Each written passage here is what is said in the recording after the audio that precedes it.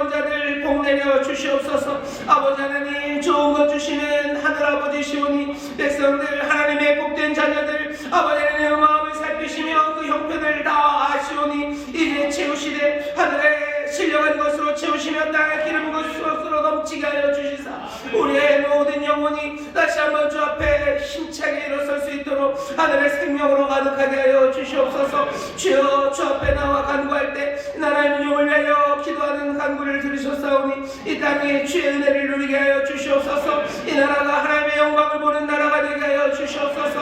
혼란스럽고 아버지 어려운 일 많으나 아버지 다시 세우시는 것 오직 여호와의 신인 줄 믿사오니 성령님 역사하여 주시옵소서. 아버지 하나님, 우리 가운데 성령의 바람 불어 모든 불의한 것들과 아버지 죄악된 것들이 다 불타게 하여 주옵시고 온전히 새로운 생명들, 주님 기뻐하시는 복된 생명이 일어나는 이 땅이 되게 하여 주시옵소서. 누가 일을 합니까? 사람이 일할 수 없습니다. 오직 여호와의 신으로 되는 줄 믿사오니 성령님 역사하여 주시옵소서. 우리 가운데 새 일을 행하여 주시옵소서.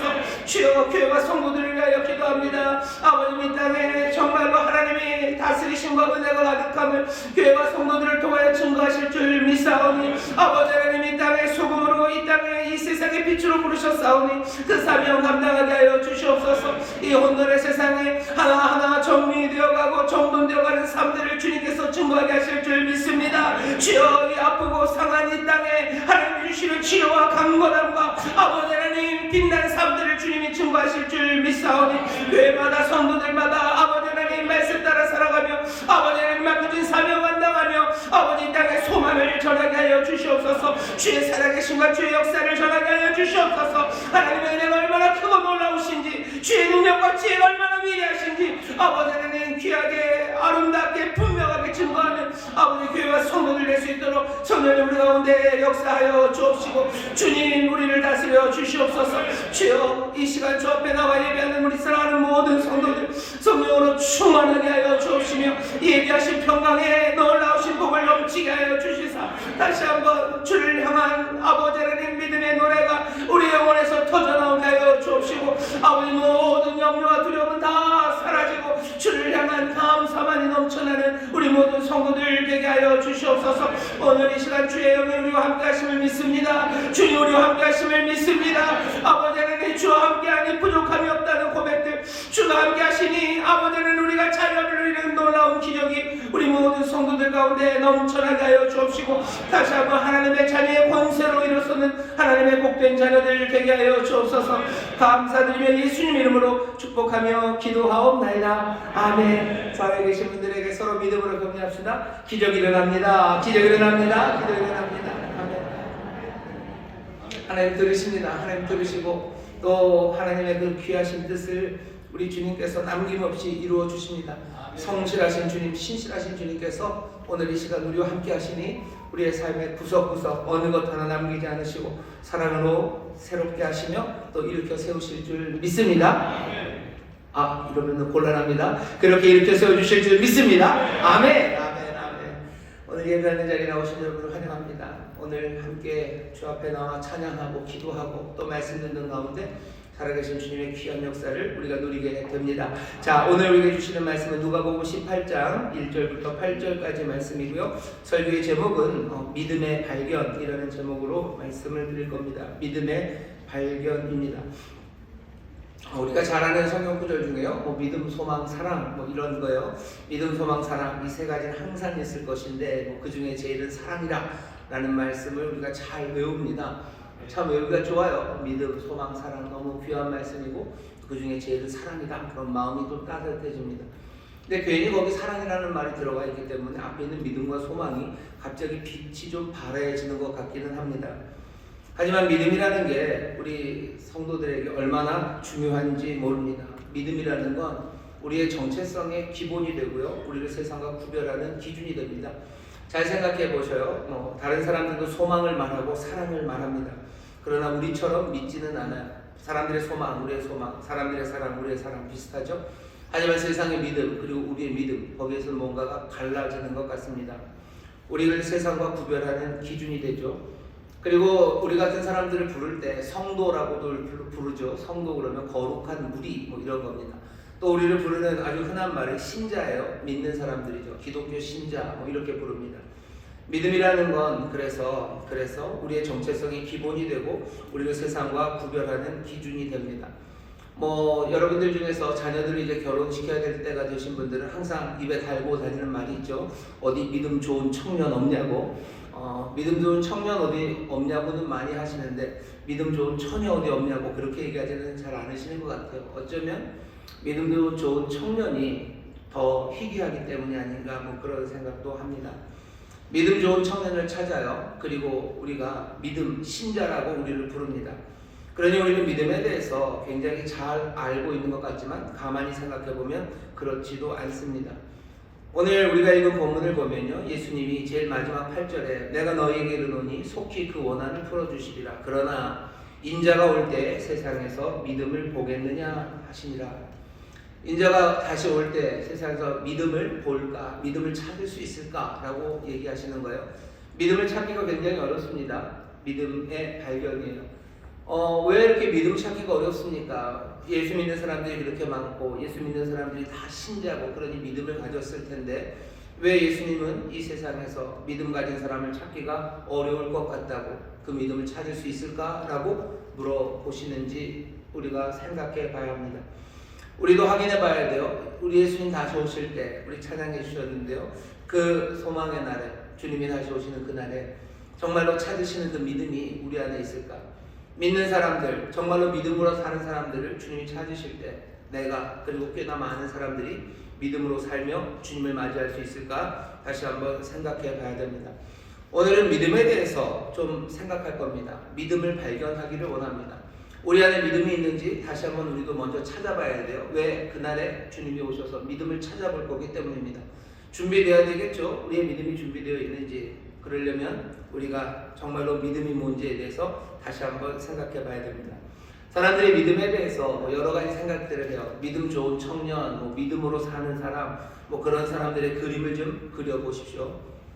세상 사람들이 아니면 어떤 사람들이 믿음에 대해서 조금 오해하면서 생각하는 것 중에 하나가 믿음이라는 건 뭔가 이성에 맞지 않고 아니면 증거가 없어도 그냥 받아들이는 것, 그것을 믿음이라고들 생각합니다. 사실 다른 말로 하면 논리적이지 않은 말들이에요. 그러니까 말도 안 되는 것들을 받아들이는 거죠. 증거가 없어도 그것들을 수용하는 것, 그것을 믿음이라고 생각합니다.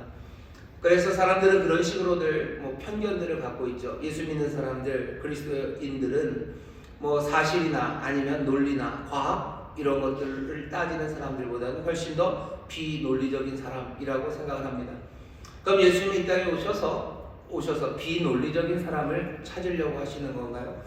지금 이성에 맞지 않고 뭔가 말이 안 돼도 그것들을 수용하는 사람들, 그 사람들을 찾는 겁니까? 어쩌면 우리가 제대로 알고 있는 믿음은 어쩌면 믿을 수 없는 것들을 믿는, 그래서 세상에 봤을 때는 뭔가 어리석어 보이는 것이 될 수도 있습니다. 하지만 그렇다고 해서 믿음의 정의가 믿지 못할 것, 비합리적인 것을 받아들이는 것, 그것은 아닙니다. 왜냐하면 믿음 말고도 비합리적인 것을 받아들이는 사람들이 많아요. UFO가 있고, 진짜 있나요? UFO가 있는 걸 믿는 사람, 그 사람은 그럼 믿음이 있는 사람입니까?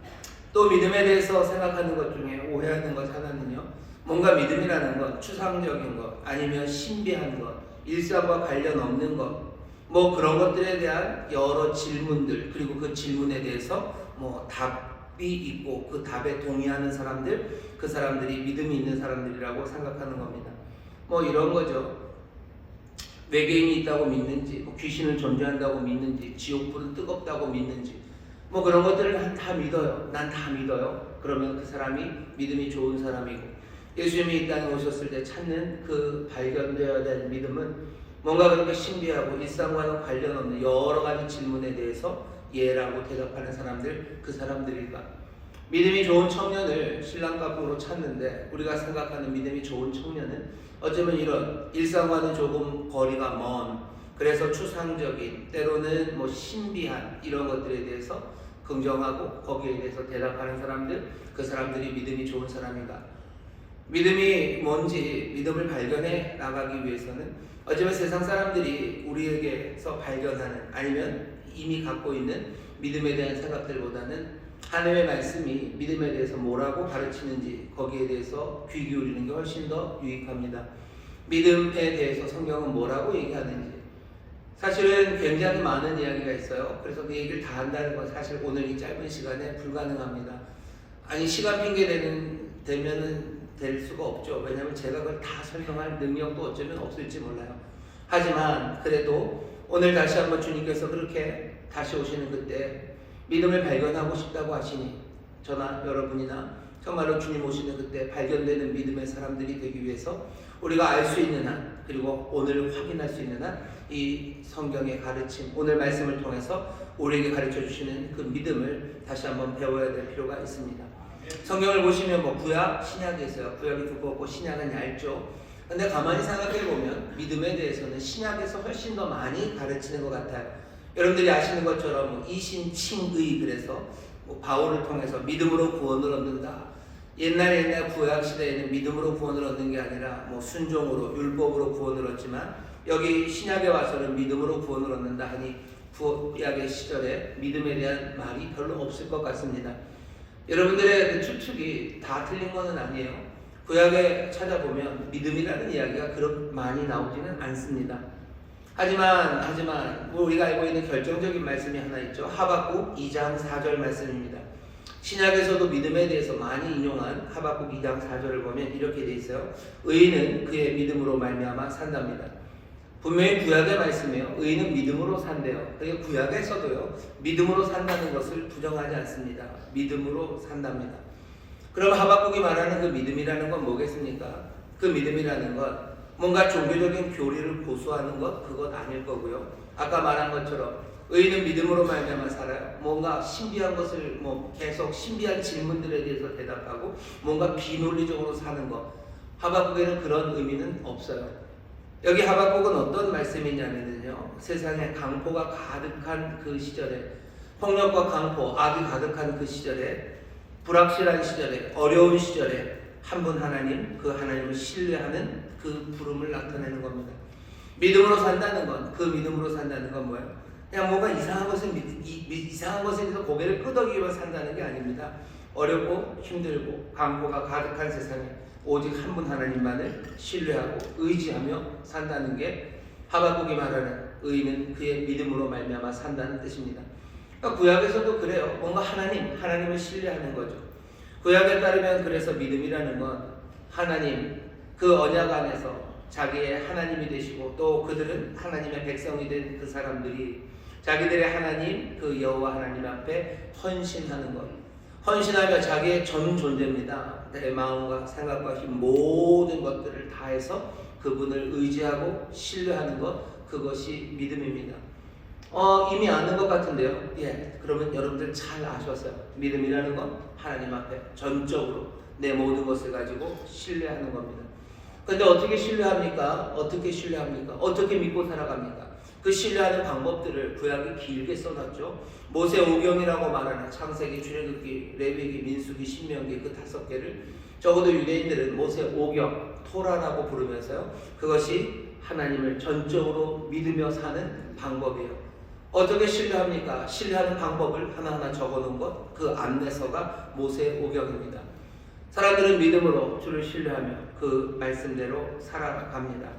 하지만 이 신뢰하는 방법들이요, 자기들이 생각하는 옳은 것, 좋은 것, 그리고 합당하고 생각하는 것과 충돌하기가 십상입니다.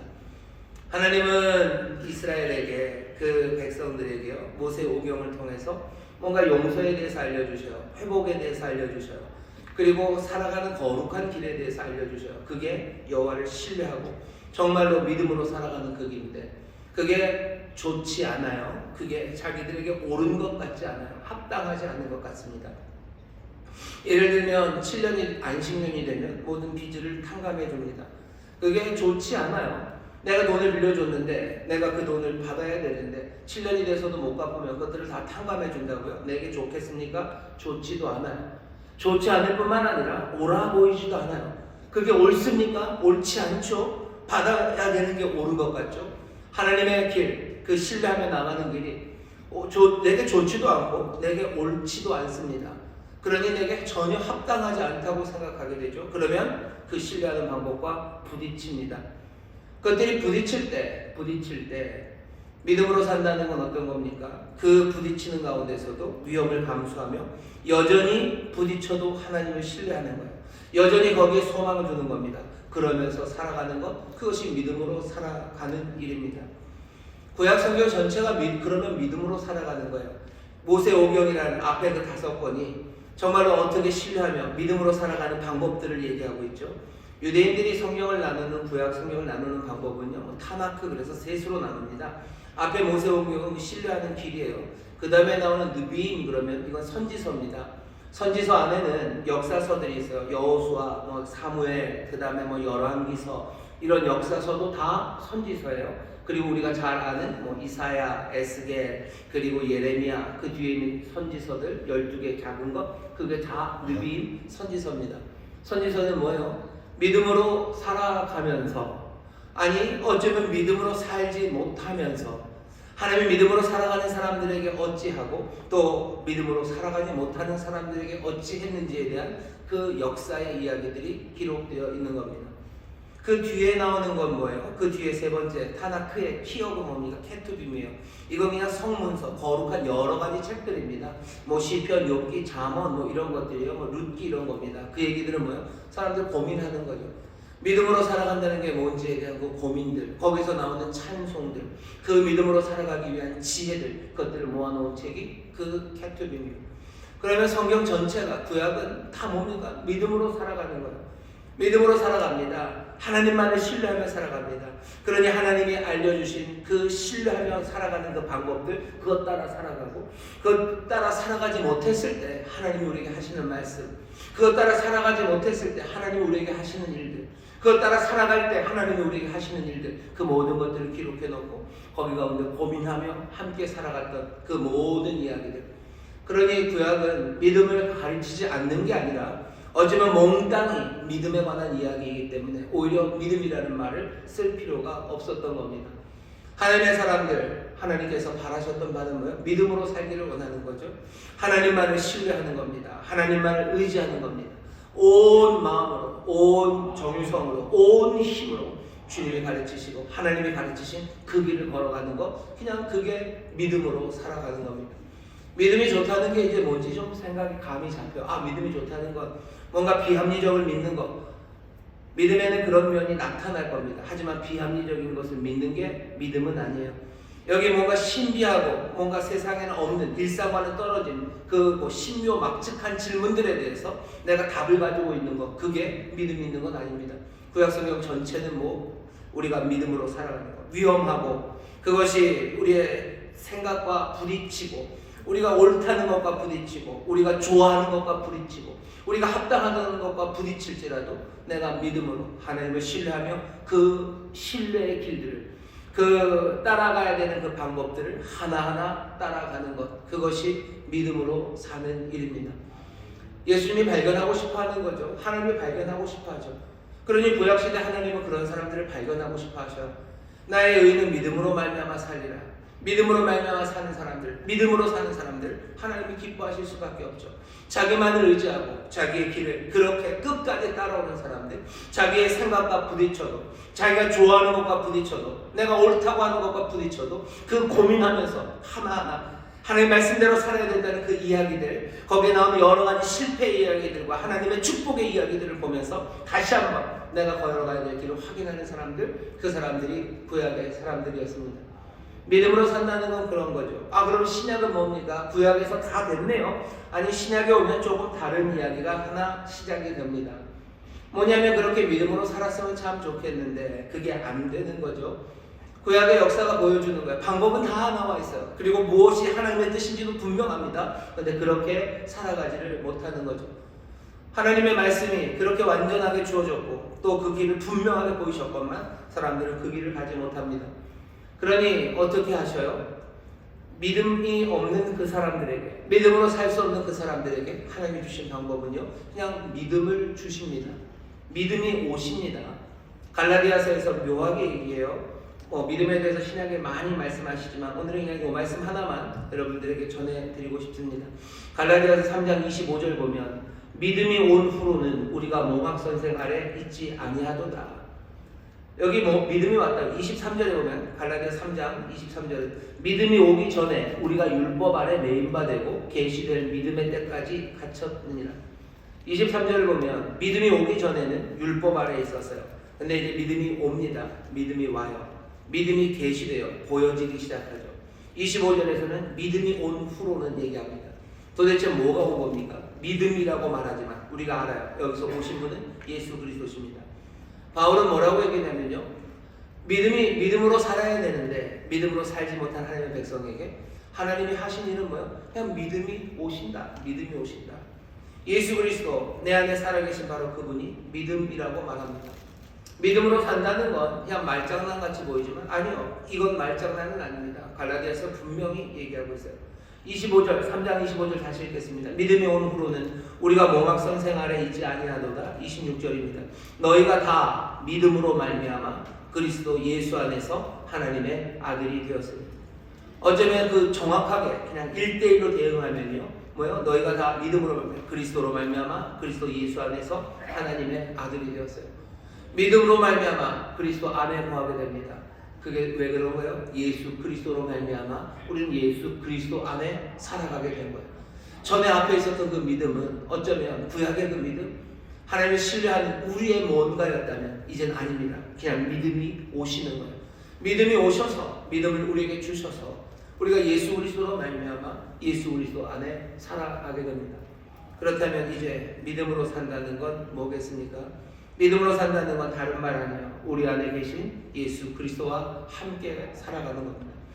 내 안에 계신 예수 그리스도와 함께 살아가는 거예요. 왜? 그가 없으면 이제 우리는 아무것도 아닙니다. 내가 십자가에서 그리스도와 함께 죽었어요. 그러니 내 안에 사는 건 내가 아니에요. 내 안에 사는 건 그리스도, 나는 그리스도로 살아가는 겁니다. 믿음으로 산다는 것, 내가 예수 그리스도 내 안에 있는 그분과 살아가는 거죠. 예를 들면 그런 겁니다. 나는 이제 더 이상 심장이 없어요. 나는 이제 더 이상 폐가 없어요. 그럼 어떻게 삽니까? 인공 심폐기 갖다 붙여야 되는 거죠. 내가 그리스도가 죽었기 때문에 내 안에 있는 심장도 내 폐도 이제 내가 아닙니다. 나는 그 인공 심폐기와 함께 나는 살아갈 거예요. 내가 어디를 가든 무엇을 하든 나는 그리스도와 함께 살죠. 왜? 그렇게밖에 살 수 없습니다. 믿음이 오신 후로, 오기 전에 난 그랬어요. 하지만 믿음이 오신 후로 나는 그 믿음으로 말미암아 예수 그리스도 안에서 살아가는 하나님의 자녀입니다. 내가 하나님의 자녀로 살아가는 건 내가 예수 그리스도를 내 안에 품고 살아가는 거예요. 내 안에 품는다는 건 내 주머니에 계시다는 뜻이 아닙니다.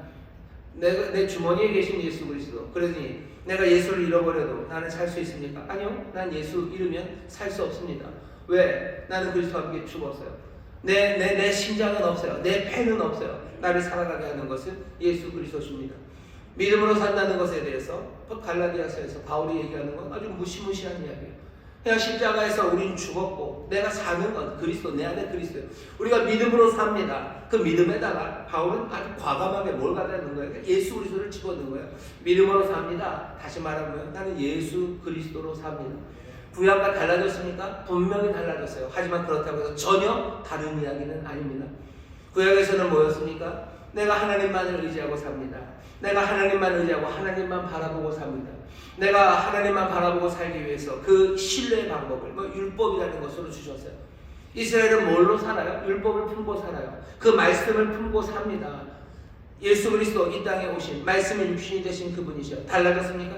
분명히 달라졌지만 그렇다고 전혀 다른 이야기는 아니에요. 묘하게 달라졌죠. 하지만 우리에게는 말할 수 없는 기쁨으로 또 말할 수 없는 감격으로 전혀 다른 길을 우리에게 주신 겁니다. 하지만 어떤 사람들은 이걸 또 싫어해요. 왜? 율법을 주셔서 율법을 품고 사는 거 그건 그나마 버릴 수가 있는데 내 심장과 내 폐를 그냥 예수 그리스도로 그냥 채워놨을 때는 이거 버릴 수도 없는 거죠. 예수 그리스도 우리에게 주시면서 새 언약, 새 시대를 여시면서 하나님이 하신 말씀은 뭐죠? 우리 안에 굳은 마음, 딱딱한 마음을 제하시고 우리에게 부드러운 마음, 새 마음을 주신대요. 어쩌면 새 심장을 주신다는 말입니다. 새 생각을 주신다는 말씀이에요.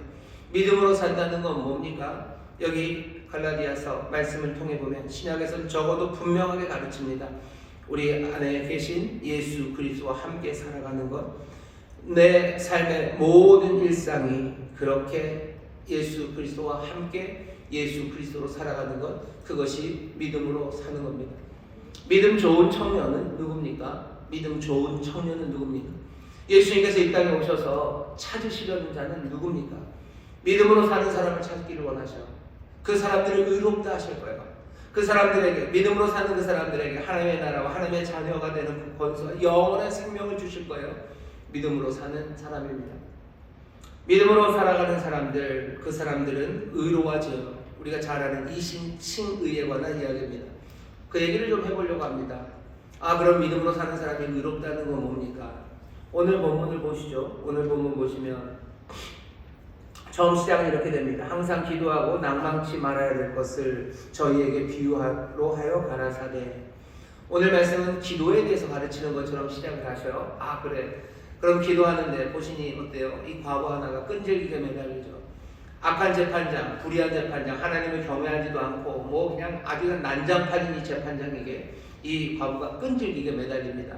끈질기게 매달려. 이 재판장이 결국은 이 과부가 원하는 그 판결을 해줍니다. 왜 그래요? 하나님을 두려워해서? 아니면 이 과부가 옳다고 생각을 해서? 아니요. 귀찮아서라도 해줍니다. 악한 재판장이 이렇게 하거든. 하물며 하나님이 너희 자녀들 그리고 세상을 판단하실 때 어떻게 판단하시겠냐 라고 물으시는 거예요. 그러니 그 다음에 결론은 어떻게 내리면 됩니까? 너희들 기도할 때 낭망하지 말고 끝까지 구해라. 그냥 그렇게 결론을 내시면 돼요. 그런데 오늘 본문을 보면 마지막 결론이 내가 너희에게로는 속히 그 원한을 풀어주시리라. 그러나 인자가 올 때 세상에서 믿음을 보겠느냐 하시니라. 결론의 끝이 조금 이상합니다. 그죠? 그냥 기도를 가르치시는 거면 아주 그냥 깨끗하게 그냥 기도로 마치시면 돼요. 기도할 때 포기하지 말아라. 하나님 선하신 분, 하늘 아버지는 좋으신 분이다. 그러니 자녀들이 열심히 구하면 반드시 주신다. 악한 자라도 자녀에게 좋은 걸로 줄 줄 알거든. 하물며 하늘에 계신 너희 아버지가 보냐. 딱 이렇게 마무리하면 제일 스무스합니다. 그런데 오늘 말씀은 조금 달라요. 믿음을 보겠냐라고 얘기를 하십니다. 믿음을 보겠냐. 오늘 이 말씀을 보면 이 여인이 한 일을 보셔요. 이 여인이 한 일은 뭡니까? 다른 거 아무것도 안 해요. 그냥 이 재판장에게만 가서 매달립니다. 재판장에게만 가서 매달려요. 하나님 앞에 재판장 되시는 그 완전하신 그분 한 분 앞에 완전히 고정되는 것. 어쩌면 예수님은 믿음에 대해서 좀 설명하시려고 하시는 것 같아요. 이 여인은 믿음에 있는 여인입니다. 이 여인이 뭐 했는데요? 이 여인이 뭘 했습니까? 끈질기게 매달렸습니까? 어쩌면 그 전에 끈질기게 누구한테 매달립니까? 재판장에게 매달립니다. 이 여인은 다른 거 하면 안 됩니까? 하다가 좀 안 되면 내 삶을 이 재판장 말고 다른 데서도 내 삶을 뭔가 회복할 수 있는 다른 길이 있겠죠. 재판장에게 뭔가 의지하는 게 아니라 다른 것 의지하고 그것 말고도 내 삶에 뭔가 억울한 게 있는지 모르겠어요. 그 원수가 도대체 뭘 했는지도 모르겠어요. 하지만 이 여인은요, 답답할 정도로 누구에게? 이 재판장에게만 매달립니다. 안 되면 하다가 안 되면 원수에게 가서 뭐라도 하면 되는 거 아닙니까? 원수의 집 유리창이라도 깨고, 그죠? 아니면 원수 인형 만들어 놓고 찌르기라도 하고 저주하고 안 돼. 너무 폭력적인가요? 가서 그냥 불이라도 확 질러버리고, 아니면 그래 내가 니보다 더 잘 돼서 복수를 하겠다 이러면 되는 거 아닌가요? 아니요. 근데 이 여인은 그런 거 아무것도 안 해요. 아무것도 안 하고 재판장에게만 옵니다. 하나님께만 온전히 고정되는 겁니다. 왜? 하나님이 우리의 삶의 모든 의미를 부여하시고 하나님이 우리에게 가장 좋은 것이 되시고 하나님이 우리의 삶의 모든 해결책이 되심을 이 여인은 믿고 있는 거예요. 믿음이 뭔지에 대해서 예수님 말씀하시는 거죠. 이 여인에게는 의지할 때 다른 아무것도 없습니다. 여러분 답답하시죠? 이 여인? 왜 이 여인이 이 말도 안 되는 재판장에 그렇게 매달립니까? 왜 여기만 매달립니까? 왜 여기만 매달립니까? 다른 거 있지 않습니까? 아니요. 이 여인은 그런 거 없습니다. 의지할 다른 어떤 것도 없어요. 구해야 되는데 어디 딴 데 가서 구하지 않아요. 찾아야 되는데 어디 딴 데 가서 찾지 않아요. 문을 두드려야 되는데 이 문 저 문 두드리며 사는 것 아닙니다. 그냥 딱 여기 하나예요. 이것 하나예요. 이 양반 하나예요. 이분 하나예요. 그게 내 삶의 모든 것들이 다 거기 고정된 사람입니다. 그러니 믿음이라는 건 얼마나 모험적인 삶입니까? 삶을 사는 데 있어서 이거보다 더 모험적인 방식이 있습니까? 그러니 이 길을 택하는 사람들은 거의 없어요. 예수님이 그러니 물으시는 거죠. 내가 다시 올 때, 인자가 올 때 믿음을 볼 수 있을까? 내가 이런 믿음을 볼 수 있을까? 오직 하나님께만, 오직 하나님께만 내 모든 것들을 다 걸고 살아가는 사람들, 오직 하나님만을 신뢰하며 살아가는 사람들, 그 길이 우리의 삶에서 좋지 않고 옳지 않고 타당하지 않고 합당하지 않을 때라도 오직 그분만을 바라보며 그 모든 위험을 감수하고 소망으로 그리고 기대를 거기다 걸고 살아가는 사람, 그 사람을 볼 수 있을까라고 물으시는 겁니다.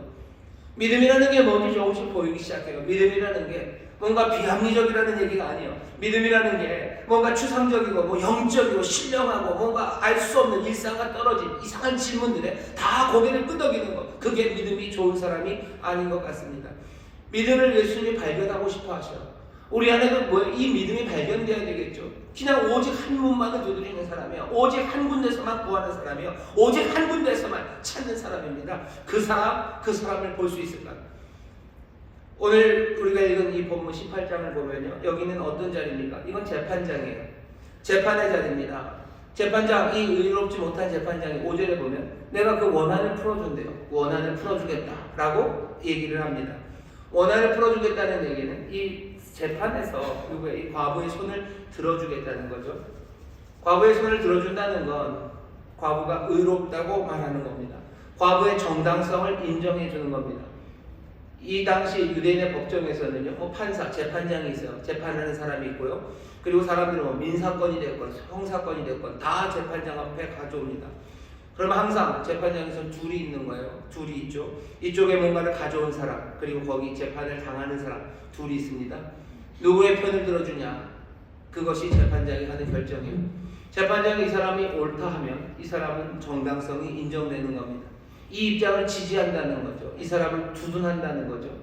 칭의라는 말이 justification, 칭의라는 말은 그냥 그런 의미입니다. 이 사람이 옳다고 재판장이 판정하는 거예요.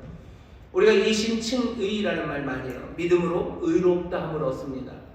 우리가 의롭다함을 얻는 것, 그 재판정에서 어떤 재판정이겠습니까? 우리가 생각하는 궁극적인 재판정은 그날에 주께서 이 땅에 다시 오셔서 이 모든 것들을 판단하시는 그때 누가 의로운지, 누가 정당한지, 누가 제대로 잘 살았는지를 확인하실 거예요. 무엇로 확인하십니까? 무엇로 확인하십니까? 오늘 본문 보면 여기 믿음이에요. 미리 그 믿음이 있는지를 알고 싶죠. 예수님 오셔서 뭐 보시겠다는 거예요? 이 여인의 이 믿음을 보겠다는 겁니다. 하나님만 의지하고 살았나? 내가 다른 거 구하지 않고 그분만을 신뢰하고. 맹목적입니까? 그렇지 않아요. 구약에서도 하나님을 신뢰한다, 하나님만 신뢰하는 그들에게 하나님은 신뢰하는 방법을 주셨어요. 그것이 우리의 마음에 들지 않고 우리의 생각과는 다를지라도 분명히 그 길을 주시며 그렇게 하나님을 찾으라고 하셨어요. 믿음의 사람들이라는 건 하나님을 신뢰한다고 해서 중구난방으로 살아가는 사람들 아닙니다. 그 하나님만 신뢰하고 하나님이 우리에게 보이시는 그 신뢰하는 길들을, 그 길을 따라가는 거죠. 신약에 오면 달라집니까? 아까도 아니요. 믿음으로 산다는 건 뭡니까? 예수 그리스도, 내가 내 안에 계신 예수 그리스도와 함께 살아가는 거예요. 내 심장, 내 폐는 이제 더 이상 없어요. 내 안에 살아계신 그분은 그냥 침묵하시는 분이십니까? 모든 것들을 다 내려놓고 그냥 네가 알아서 해라 라는 분이셔요? 아니요. 내 안에 계신 이는, 내 안에 살아계시는 이는요, 이분은 길이셔요. 이분은 진리셔요. 이분은 생명이셔요. 이분이 어찌 살아야 될지 우리에게 계속해서 말씀하십니다. 어제는 구약에 신뢰하는 방식으로 살아갈 그 방법들, 그 가이드라인이 모세 오경에서 주어졌다면 이제는 그것과 비교할 수 없는 여기 참된 진리와 생명이 우리 안에서 심장으로 뛰고 있는 거죠. 그러니 믿음으로 사는 사람들, 오직 한 길, 예수 그리스도와 함께 그리스도의 그 길을, 그리스도의 그 인도하심을 따라가는 사람들, 그 사람들이 믿음으로 살아가는 사람들입니다. 마지막 날에 주님이 재판하시는 그 재판정에서 누구를 의롭다고 하실까요? 누구의 편을 드십니까? 악한 재판장이라도 그런데 의로운 재판장은 당연히 이 믿음을 보실 겁니다. 우리의 삶에 뭔가 업적을 평가한다고 하지 않으셔. 우리의 삶에서 내가 이루어놓은 뭔가 그거라고 얘기하지 않으셔. 믿음을 볼까? 믿음을 발견하길 원하시는 거죠. 이 믿음을 발견하는 사람들, 어쩌면 예수님이 발견할 믿음이 우리 안에서 발견되기를 주의 이름으로 축원합니다. 주의 이름으로 축원합니다. 근데 좀 미리 준비를 해야죠. 법정에 가기 전에는 내가 그 판사가 보고 싶어하는 걸 내 갈 수 있는 증거들을 들고 가야 합니다. 확인 좀 해야 돼요. 예수님도 믿음을 발견하시겠지만 우리도 우리의 믿음을 좀 발견할 필요가 있습니다. 우리가 믿음이 있는지 그거 어떻게 확인합니까? 미리 알 수 있는 것 첫 번째 배타성입니다. 내가 하나님만, 하나님의 은혜만, 하나님의 의로우심만 의지하는지요.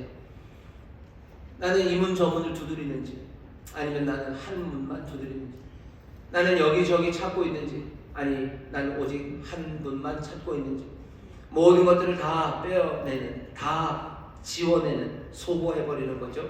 그런 배타성이 우리 가운데 있는지 봐야 합니다. 믿음이 좋은 사람은 그런 사람이요, 예수님이 발견하고 싶은 믿음의 사람은 그런 사람들입니다.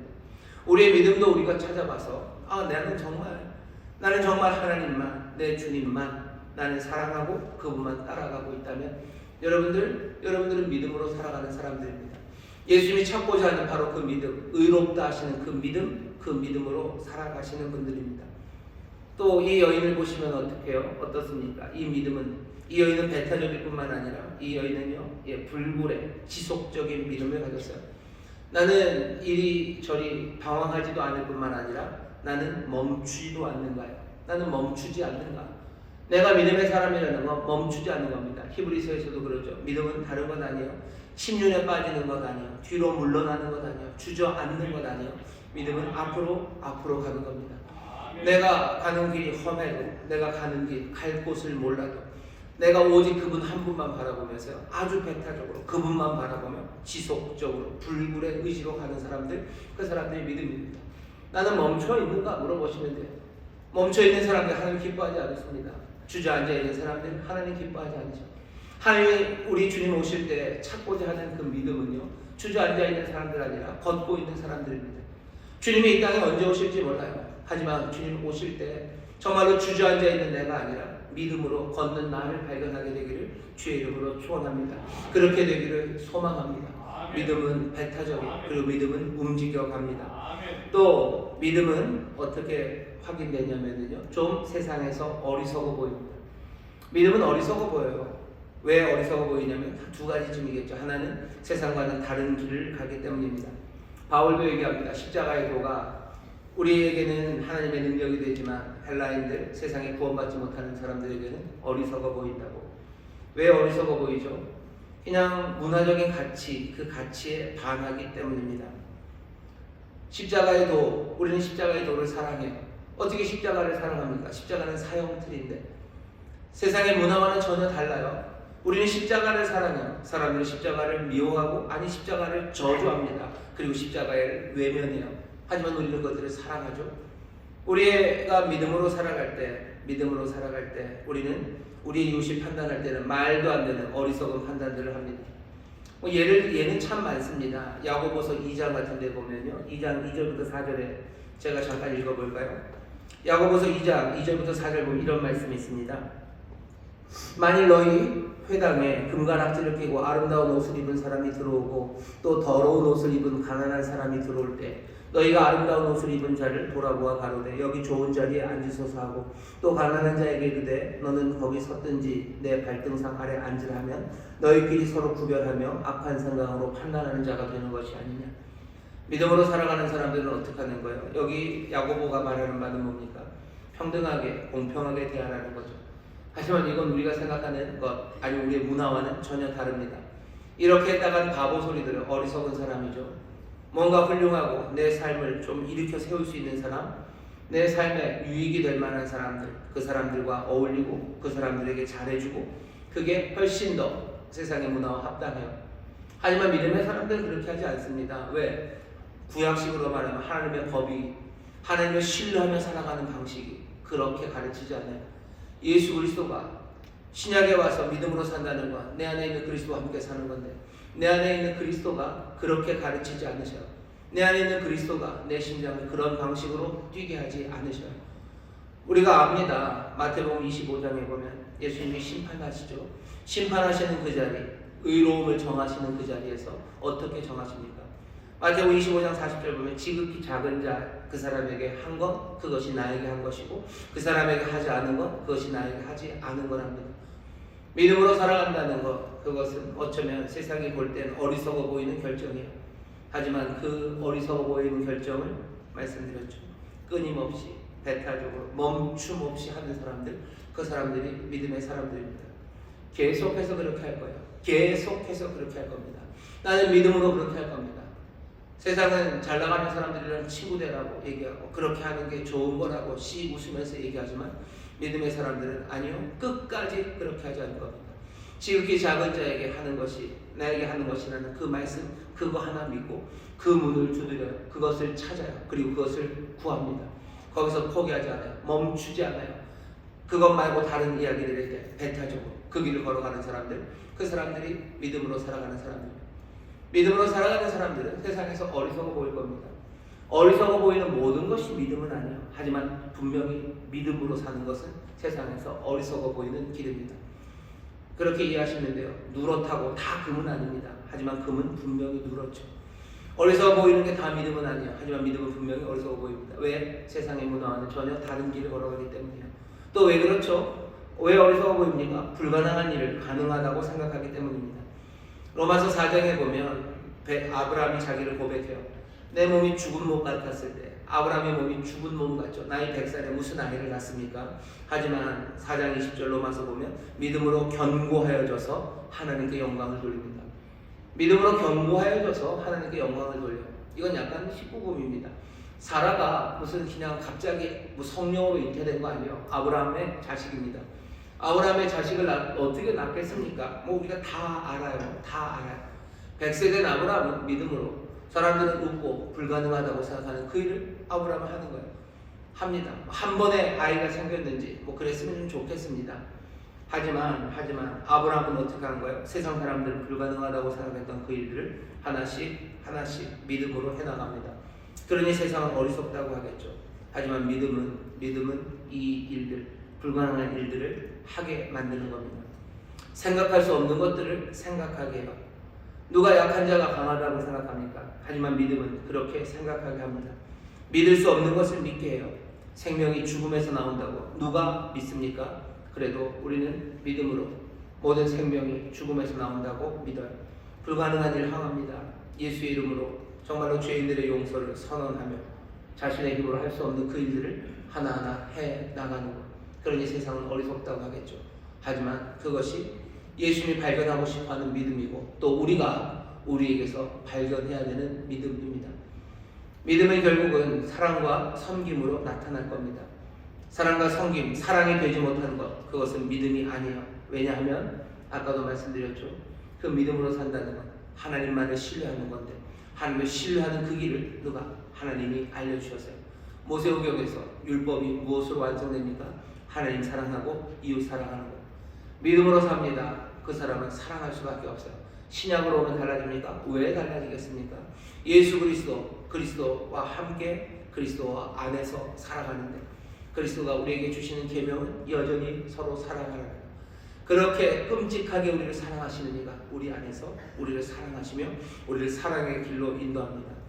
하나님을 경청하고 하나님만을 찾고 나와 함께 하신 예수 그리스도와 살아가는 그 믿음의 사람들은 당연히 하나님을 사랑하고 내 이웃들을 돌보며 살아갑니다. 사랑이 되지 못한 그런 믿음은 믿음이 아닙니다.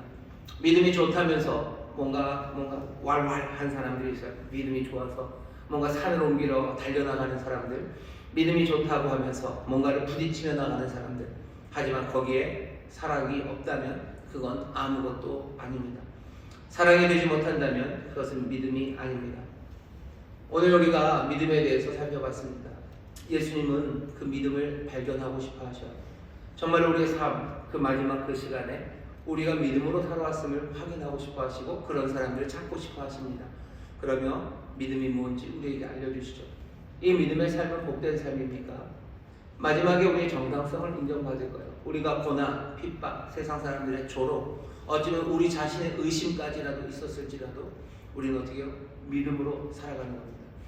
고민 많아도 그랬죠 아까. 고민이 많고 이게 옳지 않은 것 같고 좋지 않고 부딪혀도 믿음으로 산다는 건 그 모든 위험을 감수하면서 뭐 하는 거예요? 희망과 소망으로 앞으로 나가는 겁니다. 믿음이라는 건 의심이 없다는 게 아니에요.